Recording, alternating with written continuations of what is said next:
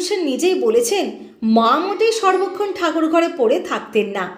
আদতে সুচিত্রা ঈশ্বরকে তার মননে ধারণ করেছিলেন, তাই একলা থেকেও তিনি কখনোই একলা ছিলেন না।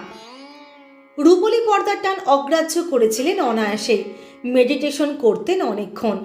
প্রচুর ঈশ্বরবাদের ওপর বাংলা ও ইংরেজি বই পড়তেন। গীতার বাণী ছিল সুচিত্রার মুখস্থ। নিজে কখনো সিনেমা নিয়ে কথা বলতেন না। কাগজে তার নামে কে কি লিখলো সেসব রটনাও দেখতেন না, জানতেও চাইতেন না।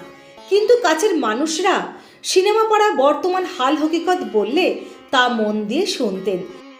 আবার কেউ খুব বেশি সিনেমার কথা বললে ধমকও দিতেন মহানায়িকা। ওর বাড়ি সেই বিখ্যাত বাগানে দুটি জাপানি স্প্যারো ছিল, একটা টিয়া পাখিও পুষেছিলেন।